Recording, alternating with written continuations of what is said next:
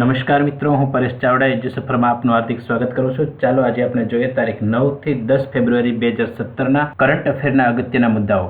હાલ દિલ્હીના ઉપરાજ્યપાલ તરીકે અનિલ બૈજલ ફરજ બજાવી રહ્યા છે. અહીંયા ઉપરાજ્યપાલ અનિલ બૈજલ. મિત્રો, આપણને એક વાતનો ખ્યાલ હશે કે ગુજરાતના રાજ્યપાલ તરીકે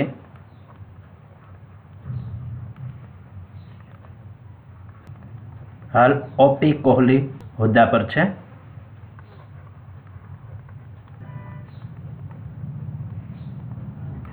ઓપી કોહલીનું પૂરું નામ આપ જાણતા હશો, ઓમ પ્રકાશ કોહલી થાય છે.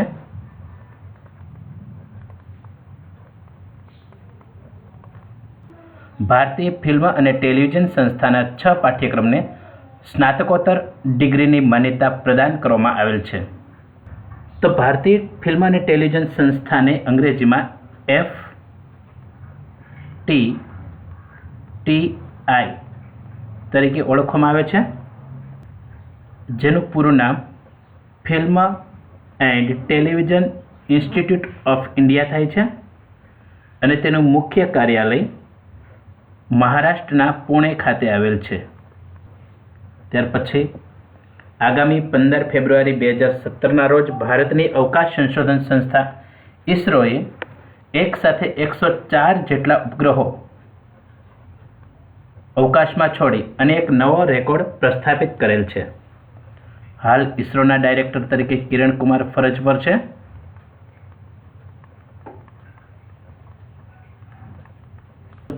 દાઉદી વોહરા સમાજના અગ્રણી અને ધાર્મિક નેતા સૈયદી હુસૈનભાઈ સાહેબ હુસામીદ્દીનનું 100 વર્ષની વયે અવસાન થયેલ છે.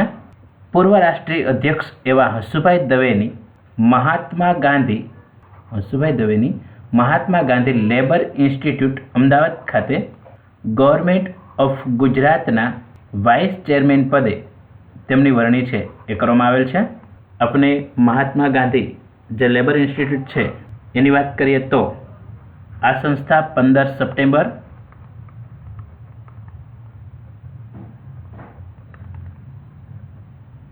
1979થી કાર્યરત છે અને જે અમદાવાદમાં આવેલ છે તો આપ જાણો છો. પછીનો મુદ્દો, 8મી ફેબ્રુઆરી 1971ના રોજ અમેરિકાની વોલ સ્ટ્રીટ પર વિશ્વના પ્રથમ ઇલેક્ટ્રોનિક શેરબજાર નાસ્ડેકનો પ્રારંભ થયો હતો. જ્યારે ભારતના શેરબજારની વાત કરીએ તો મિત્રો, ભારતની અંદર નેશનલ સ્ટોક એક્સચેન્જ નામની સંસ્થા છે એ કાર્ય કરે છે અને જેનો પ્રારંભ વર્ષ 1992ની અંદર મુંબઈ ખાતે થયો હતો. તે ભારતનું પ્રથમ ઇલેક્ટ્રોનિક શેર માર્કેટ હતું અથવા ઇલેક્ટ્રોનિક શેર એક્સચેન્જ જેને આપણે બોલીએ છીએ એ હતું. પછીની વાત, બ્રિટનમાં મેરી એલિસ બીજા વિશ્વયુદ્ધમાં પાયલટ રહી ચૂક્યા છે. તેમણે પોતાનો 100મો જન્મદિવસ ફાઇટર પ્લેન ઉડાવીને મનાવ્યો હતો. તો ઘણા બધા મિત્રો પોતાના અલગ અલગ શોખને અલગ અલગ રીતે પ્રદર્શિત કરતા હોય છે. એવો જ અહીંયા પોતાના જન્મદિવસને ફાઇટર પ્લેન ઉડાવીને મનાવ્યો તે એક સારી વાત કહી શકાય. પાછા 100 વર્ષની ઉંમરે, જે ખરેખર દાદ માગી લે તેવું કૃત્ય છે એમ કહી શકાય. જોવેનેલ મોઇસે હૈતીના નવા રાષ્ટ્રપતિ પદના શપથ ગ્રહણ કરેલ છે. મિત્રો, હાલ ભારતની વાત કરીએ તો ભારતના રાષ્ટ્રપતિ તરીકે પ્રણવ મુખર્જી છે. પછીની વાત, દિલ્હીની રણજી ટ્રોફીમાં રમેલા મોહિત અહલાવતે T20 ક્રિકેટમાં 72 બોલમાં 300 રન ફટકારી એક અનોખો રેકોર્ડ પોતાના નામે કરેલ છે. વાત કરીએ રણજી ટ્રોફીની તો ભારતમાં પ્રથમ રણજી ટ્રોફીની શરૂઆત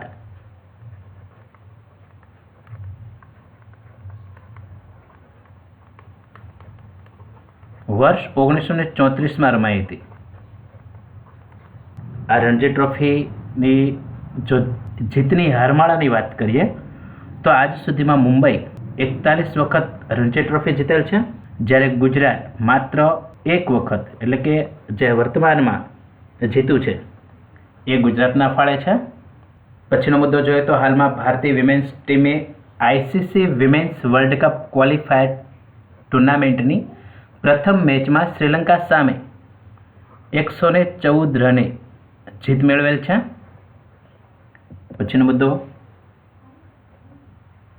આગામી ઓગસ્ટ માસમાં યોજાનારી વર્લ્ડ એથ્લેટિક્સ ચેમ્પિયનશિપ લંડન ખાતે યોજાશે. તેમાં રશિયા ભાગ લઈ શકશે નહીં.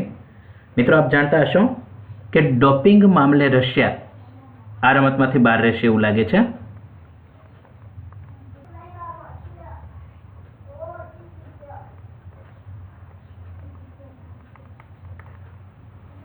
અને જે ડોપિંગ માટેની જે સંસ્થા છે એ આપ આગળ ઉપર જાણો છો કે ભારતની અંદર NHDA નામની સંસ્થા છે એ ડોપિંગ અંતર્ગત કામગીરી કરે છે. નેક્સ્ટ 81મી રાષ્ટ્રીય સિનિયર બેડમિન્ટન ચેમ્પિયનશિપમાં સૌરભ વર્મા મેન્સ એટલે કે પુરુષ વિભાગમાં અને ઋતુપર્ણા વિમેન્સ વિભાગમાં ચેમ્પિયન બનેલ છે. બ્લાઇન્ડ વર્લ્ડ કપમાં ભારતે ન્યૂઝીલેન્ડને 9 વિકેટે પરાજય આપી T20 મુકાબલામાં પોતાનો 6ઠ્ઠો વિજય હાંસલ કરેલ છે. મિત્રો, વાત કરીએ બ્લાઇન્ડ વર્લ્ડ કપની તો વર્લ્ડ બ્લાઇન્ડ ક્રિકેટ કાઉન્સિલની રચના 1996માં થયેલી છે, જેને કહેવાય છે વર્લ્ડ બ્લાઇન્ડ ક્રિકેટ કાઉન્સિલ. ત્યાર પછીના મુદ્દાની વાત કરીએ તો રાષ્ટ્રીય ટેબલ ટેનિસ ચેમ્પિયનશિપમાં 7મો પુરુષ સિંગલ્સ ખિતાબ શરદ કમલે જીતેલ છે. શરદ કમલ એ અર્જુન એવોર્ડ વિજેતા છે.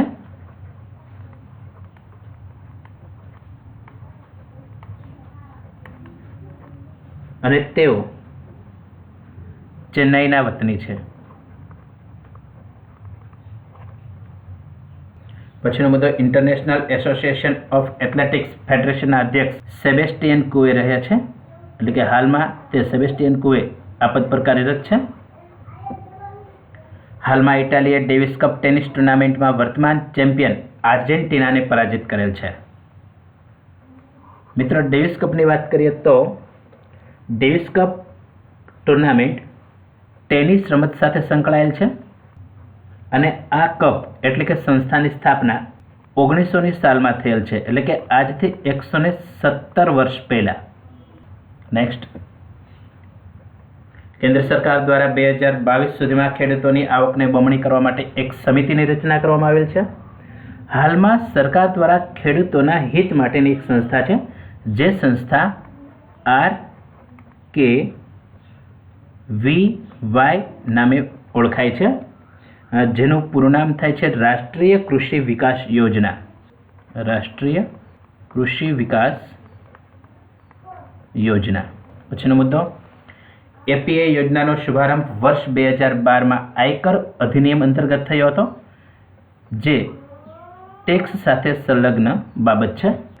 8 થી 10 ફેબ્રુઆરી 2017ના રોજ 3 દિવસીય ચર્ચા સંમેલન ભારતમાં યોજાશે, જેનો વિષય પરમાણુ આતંકવાદના ખતરાથી બચવાના ઉપાયો રાખવામાં આવેલ છે. અહીં મિત્રો વાત યાદ આવે છે નિશસ્ત્રીકરણની.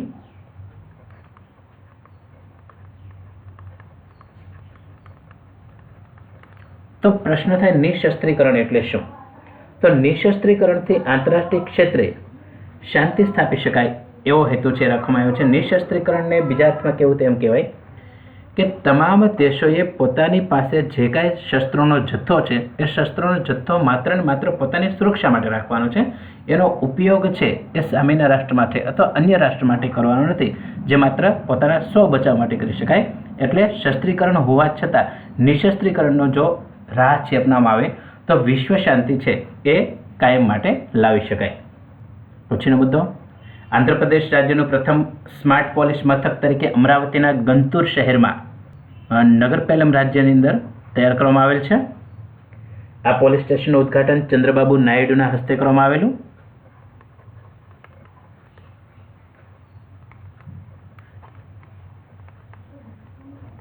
જે આંધ્રપ્રદેશના હાલના મુખ્યમંત્રી છે.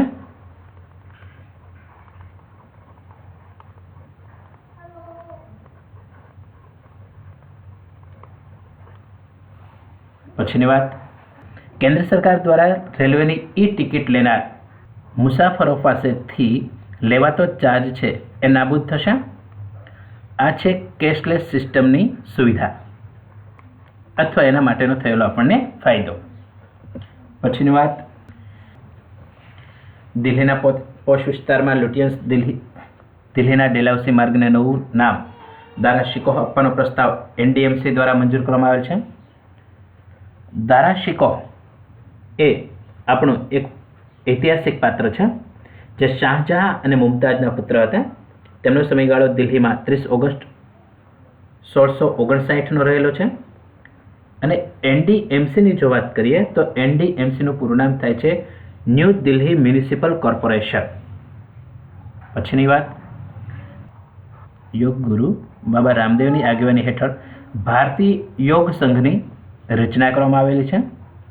મિત્રો, આપને જણાવીએ કે આ ભારતીય યોગ સંઘ નામની જે સંસ્થા છે જેની રચના તો 2008 અંતર્ગત થયેલી છે, પણ આ સંસ્થા સુષુપ્ત હતી. એની કામગીરી છે એ આપણી સામે દેખાતી નહીં. બીજી વાત એ પણ કરીએ કે શાંતિકુંજ હરિદ્વારના જે મુખ્ય ગણાય એવા ડૉક્ટર પ્રણવ પંડ્યા અને શ્રી રવિશંકર પણ આ સંસ્થાના સદસ્યો છે. ભારતના ઓડિશા રાજ્યમાં કરાયેલી ડોલ્ફિનની વસ્તી ગણતરીમાં 181 ડોલ્ફિન હાલ નજરે પડેલ છે એવું કહી શકાય. આપને જણાવી કે ગંગા નદીમાં ઉછળતી ડોલ્ફિનને વર્ષ 2009માં ભારત સરકારે રાષ્ટ્રીય જળચર પ્રાણી તરીકેનો દરજ્જો આપેલ છે.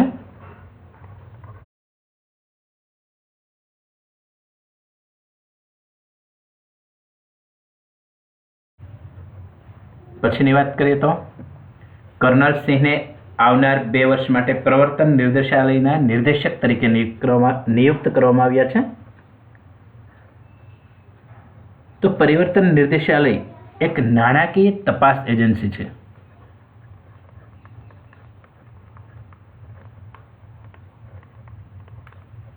બીજી વાત કરીએ તો આ સંસ્થાનું વડી મથક દિલ્હી ખાતે આવેલ છે.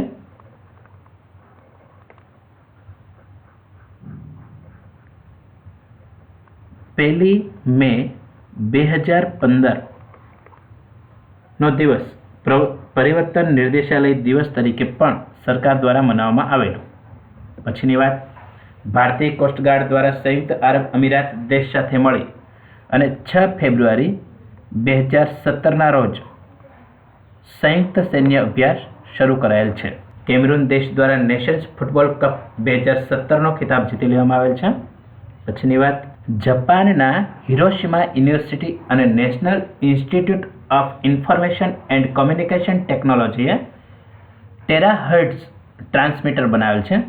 આ ટેરાહર્ટ્ઝ ટ્રાન્સમીટર જે વિજ્ઞાન ક્ષેત્રની એક હરણફાળ છે એવું કહી શકાય. સોમાલિયાના રાષ્ટ્રપતિ તરીકે મોહમ્મદ અબ્દુલ્લા ફરમાજોને નિયુક્ત કરવામાં આવ્યા છે. ત્યાર પછીની વાત કરીએ તો સૌર ઉર્જા ઉત્પાદન કરતા દેશોમાં ચીન દેશ વિશ્વમાં ટોચનું સ્થાન ધરાવે છે.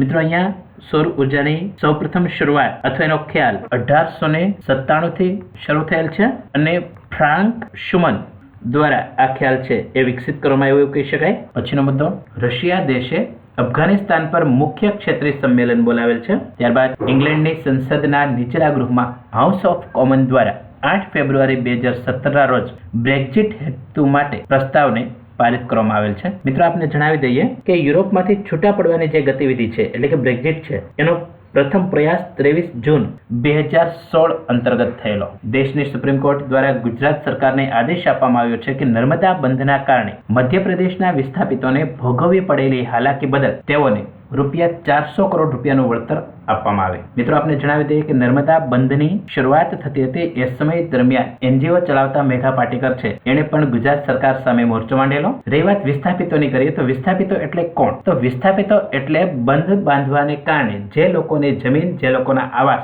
એ બંધના ક્ષેત્રની અંદર આવી જતા હોય અથવા તો એને ત્યાંથી ફરવું પડે એવી સ્થિતિ આવતી હોય, એનું જે જગ્યા છે એ બંધના જે વિસ્તાર છે એની અંદર ભળી જતો હોય ને એને અન્યત્ર જગ્યાએ ખસેડવાની વાત આવે અથવા એવા લોકો જેનો ભોગ બનતા હોય એને વિસ્થાપિતો તરીકે આપણે ઓળખીએ છીએ. પછીનો મુદ્દો, હાલમાં ભારતે બ્લાઇન્ડ વર્લ્ડ કપમાં નેપાળને 152 રનથી હરાવી 8મો વિજય મેળવી ફાઇનલમાં પ્રવેશ મેળવી લીધો છે. 9 ફેબ્રુઆરી 2017ના રોજ પાકિસ્તાની ક્રિકેટર અઝહર અલીએ એક દિવસીય ક્રિકેટ રમતોમાંથી કેપ્ટનશીપ છોડી દીધેલ છે.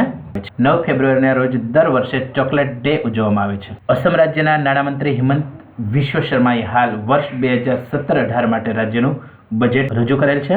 ગુજરાતના નાણામંત્રીને આ તકે યાદ કરીએ તો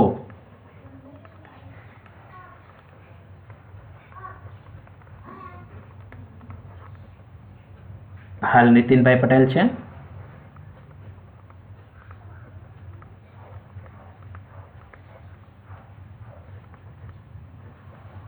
પછીનો મુદ્દો, ઝારખંડની રાજ્ય સરકાર દ્વારા સરકારી નોકરીઓમાં રમતવીરો માટે 2% અનામત પ્રદાન કરવાની જાહેરાત કરવામાં આવેલ છે.